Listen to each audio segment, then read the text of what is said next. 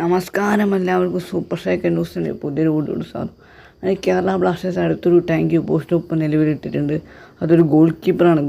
നമ്മൾ ചെന്നൈയിൽ കൊണ്ടുവന്ന കരൺജിത് സിംഗിൻ്റെ താങ്ക് യു പോസ്റ്റ് ഒപ്പം നിലവിലിട്ട് നമ്മുടെ ചാനൽ കാരണം 94% ചാനൽ സബ്സ്ക്രൈബ് ചെയ്യുന്നില്ല. എന്തായാലും നിങ്ങൾ വീഡിയോയിൽ കിടക്കും ചാനൽ സബ്സ്ക്രൈബ് ചെയ്യുക, ലൈക്ക് ചെയ്യണം. നമ്മൾ അപ്പോൾ വീഡിയോയിൽ കിടക്കും. കേരള ബ്ലാസ്റ്റേഴ്സിന് വേണ്ടി 3 സീസണിൽ അദ്ദേഹം കുറച്ച് മത്സരമേ കേരള ബ്ലാസ്റ്റേഴ്സിന് വേണ്ടി കളിച്ചിട്ടുള്ളൂ.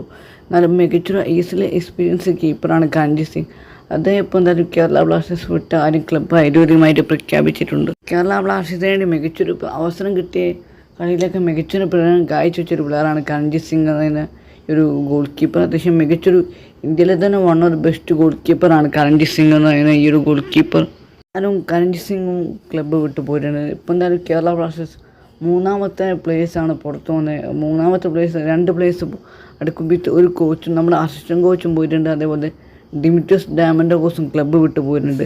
ഇപ്പോൾ അതാ കരൺജിത് സിംഗ്. ഇനി അടുത്തത് ആരൊക്കെ പോകാനുണ്ട് കേരള ബ്ലാസ്റ്റേഴ്സ് ക്ലബ്ബിൽ നിന്നും നമുക്ക് എന്തുകൊണ്ട് കാണാം. ഇപ്പം തന്നെ ബ്ലാസ്റ്റേഴ്സിൽ നിന്നും 3 പ്ലേയേഴ്സ് എന്തായാലും വിട്ടു പോയിട്ടുണ്ട്. അദ്ദേഹത്തിന് ഈ ഒരു സീസൺ കിട്ടിയ അവസരങ്ങൾക്ക് അദ്ദേഹം മുതലെടുത്തിട്ട് അത്യാവശ്യം നല്ല രീതിക്ക് അദ്ദേഹം പ്രകടനം കാഴ്ചവെച്ചിട്ടുണ്ട്.